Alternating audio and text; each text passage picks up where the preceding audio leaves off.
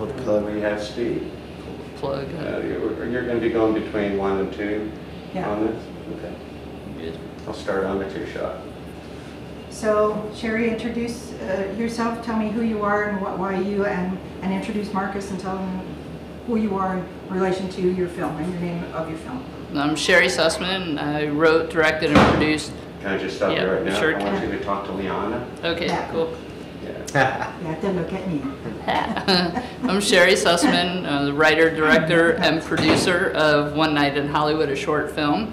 And this is Marcus Ryman, who is the lead actor and producer of One Night in Hollywood, our short film. Hello. Hi, how did you two get together? We met through a mutual friend at a screening, actually, at a screening of short films. And this friend said to Sherry, don't you have a role for a German actor? And she said, sure, I have a Nazi. And that's how we met. That's how we met. And when did you start this, when did you write the short? And did you write it as a short or a feature film?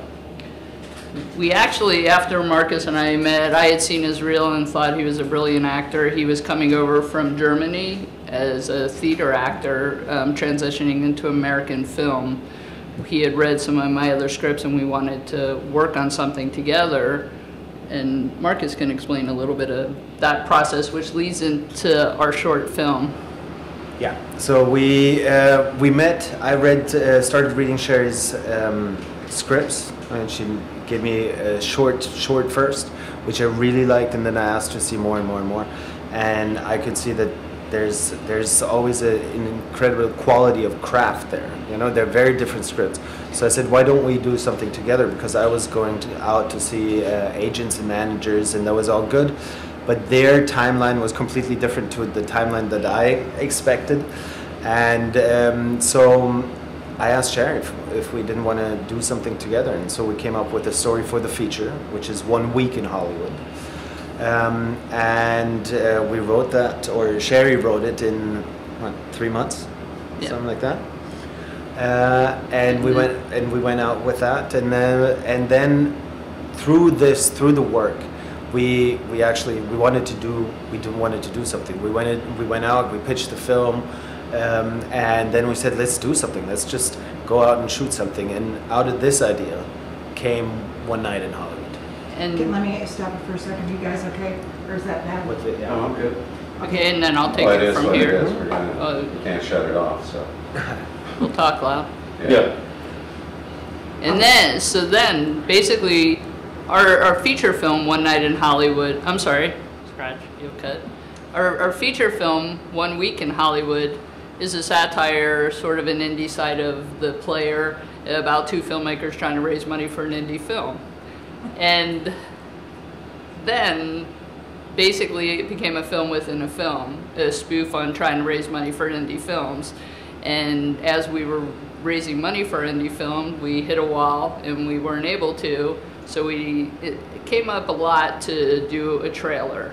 And a trailer for an indie film, you're kind of caught in between. Like, you'll spend a lot of money to make a trailer look as good as your feature, which could be a waste of money. You could put it towards a micro-budget film and actually shoot your feature. So we discussed, Marcus Ryman and I, and the 2 other actors we had, Rick Peters, Marcus and I discussed shooting a short film that would stand on its own with the tone and the characters as a calling card to get people's interest in reading the feature to raise money. So we all met, we were brainstorming, and the short film actually came up out of Rick Peters. Yeah. Said, all I see is Marcus and I bearing a body in an opening scene, and that carries you through a short.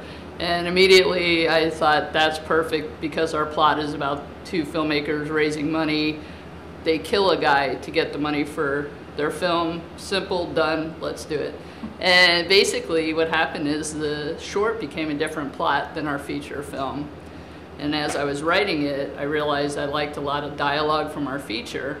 So I literally went through page by page as a writer, and I just whittled down and sculpted down the script, leaving only the lines of dialogue I liked, no matter which character they were for. And I ended up taking those and using them for the 4 characters in the short. And that became my best guess of thinking out of the box to show, here's our feature that is the dialogue stripped from the feature script, the actors we've cast for the feature script, the tone, the crew, the cast, and our production, basically our production crew and our producers on a short film that stands on its own, but it has a different plot. It's really a cool thing that you did it this way to get the best benefit of the monies that you spent to get the best promotion for your film. Are filmmakers catching on to this today? Is this sort of a new trend? I haven't seen anybody do it. It really, to be honest, it wasn't something, it was something that just evolved. When Rick started out with the premise, we started brainstorming, Rick, Marcus, and I. Then I started going through the feature script and seeing what I could implement into the short, knowing it was a business short film. It wasn't just something to be creative, you know, because I've been doing this a little while. I've done short films before. Not having a feature script to them, and got many people saying, do you have this as a feature? And I didn't. So this time I did it backwards and I said, I'm gonna make a short that we already have the feature for. So I haven't really seen it, not saying I reinvented the wheel. It just kind of happened that way as I was writing it. It naturally came to me to use the dialogue I like, to use the characters. We went to Rick Peters.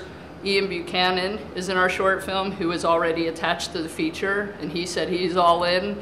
And then Kyle Kaminsky, who's a great young actor. And I met Kyle and Rick through a great mentor of mine, Maggie Abbott, who was a top agent in the business. She'll cringe, but for years and years.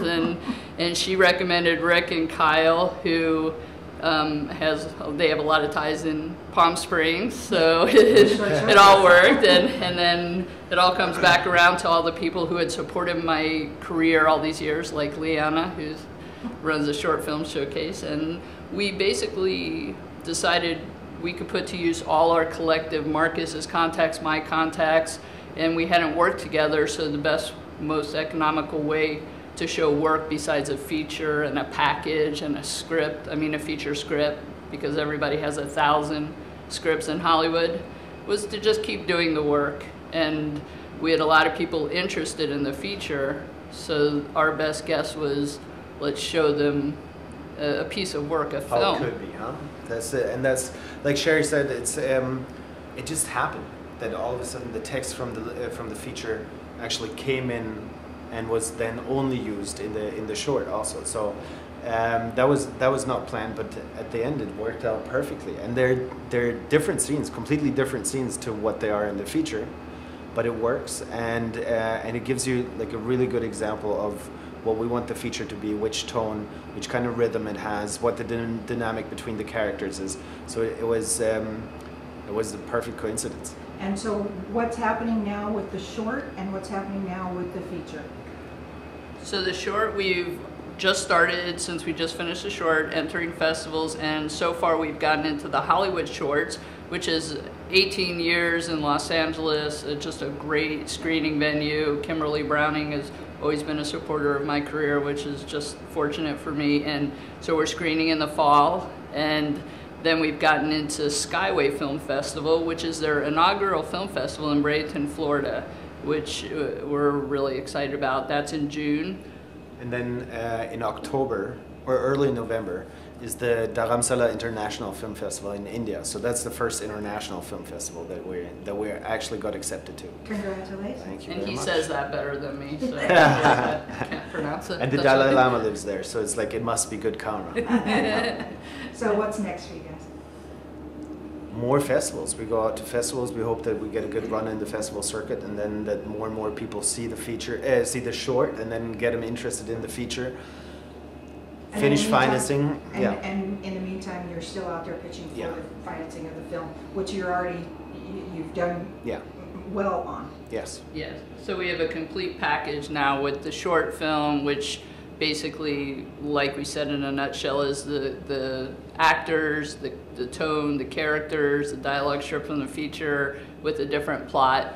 We have a complete package of our budget, a shooting schedule. We're ready to go. We just need the financing. We've actually cut our budget since we've done the short film. The great thing too is for filmmakers to know that it never hurts to do the work. There's no downside. I mean, and at the very least, it shows people you're committed to this project. And we only went forward with this is because we had so much interest in the feature package. I've written for a long time, and other scripts and other features, they'll fall by the wayside, and you know when not to keep pitching. No matter how passionate you are about a film, you never give up, but you know where to put your time and energy and money into. And this one always had a life of its own, and I've done films before that have gotten made, and it had that energy, and it does have the energy. So the short film was just to try to get people to close the deal, and as we did it, we got more people said they would work for less. Actors, we're fortunate enough to have some great actors attached to the film that now will work almost for nothing because they just want to get it done. And producers and executive producers we had involved are coming in and working for free. So it's been great for that. And then the short film. This is really a result from reading the feature. No? It's like, I mean, the reaction from the talent side was amazing. That's how we got all these big actors already attached to a feature. There's no money. There was no money at the point. But they read it, they loved it. Then they wanted to be in the short. So it was like it's all based on what Sherry has written. Now, is there anything you want to say in closing for your purposes? Not necessarily short showcase. I want to thank God. No, I'm just. Oh, God, please don't. Yeah, I'm just kidding. You're not a hip hop rapper. Cut this. But and so right now, what we also did was something I've never done for a short film. I've always been fortunate to get a good run, but now I find it's a different time because I'm a little older. There's so many short film festivals, and it's competitive, and they're shooting. You well know 100 times more short films nowadays. So we happen to have given it to somebody. So we have a small PR firm, believe it or not, which is Cloud 21. So they are representing our short film, and we're using them because we are trying to raise money for the feature film. So much like Whiplash and Sling Blade, now it's become a bit of a model to actually know this does work, this has been proven. We're not just shooting a short film and hoping to raise the money. We're using the short film as a catalyst, a platform to raise money for the feature. So we're working closely with this Cloud 21, a great PR firm that specializes in indie films and short films for the festival circuits, from Sundance to Cannes to the Skyway Festival. And why do we cut? What do you want me to say about short? I'll just do a wrap up, yeah. Yeah, but I should say something. Yeah. You know, I never know exactly how to phrase it. Short film showcase. It's short showcase and short showcase. Short showcase. And then I always screw up pronouncing your name. Oh, don't worry about it. But you okay? Yeah. So I'll say something about that. You know, short showcase. But it's not the short showcase channel. No. Short showcase. Yes, it's the TV show. Right. You know, we provide exposure to our filmmakers on our TV show, which is on PBS throughout Southern California, our mobile app, and our online festival. Okay. So it really gives the opportunity for filmmakers to get a whole lot of exposure. To say, hey man, you can see my film right here. Yeah. What's my next gig? Or, you know, let's make it a feature. So we'll say something now. So, yeah. And so we're super grateful to Leanna and the Short Showcase to have us participate in everything they're doing now. And I was fortunate years ago to have a film participate in the Short Showcase, and we're looking forward to airing on the Short Showcase. And we're super appreciative of all the support for our film, One Night in Hollywood. And the amazing exposure that we're going to get out of this. Thank you very much. Thank you. Okay. Now, you guys good? Yeah. Yeah. Okay. Who didn't we mention? Earl Francesca? They're not gonna, I mean, I don't know, Earl, Francesca's not going to mind that we're Slipknot. So she's We just say their name and toss it. Who else? Can add it in graphics. Well, we could say we were fortunate to have executive producers. You want me? I'll just throw that in. Still Let me rolling. Oh, you Still are? rolling. You're not using this. I have a cheat sheet. I don't know It's the where you're going to outtakes. use this, but maybe you can ask me about financing. Okay, so how are you going about getting the financing for your short and the feature? Well, for financing, we were fortunate to have people that were actually interested in the feature. Earl Letts has been a mentor of mine for a long time. I was really fortunate. He's a family friend and believed in me years ago. And he was attached as an executive producer of the feature. So when we said we wanted to shoot a short, Mr. Letts actually put in part of the financing. And then Marcus has a great supporter of Francesca von Habsburg, who really believes in him and his career, and she put in some money for the feature also, plus all the contacts and access to great production resources in Los Angeles. I'm just really fortunate to have access to top facilities through Mr. Letts, and combined with Marcus, we found we just really overlap really wonderfully. So having a good producing partner and people you want to work with in the business, it's corny, but it is the most important, I would say. And we found what I couldn't get, he could get, and his contacts were fantastic. And everybody, for a short film especially, you know, we took as minimal amount of money as we possibly could from Earl and Francesca, and whatever else we couldn't finance, we called in favors. And for a short film, every short filmmaker knows that's everything. Mm-hmm. And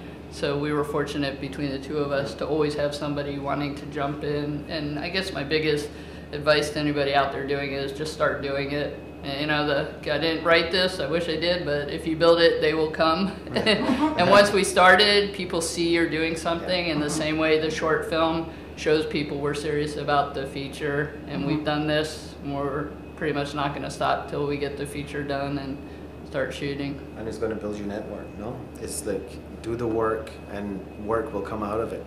That's what it is. That's what it is. Quality speaks. Thank you. Thank you. Well done. Okay. No. Shut down. Quality That was speaks. really good. Did I say I how think good everything you are?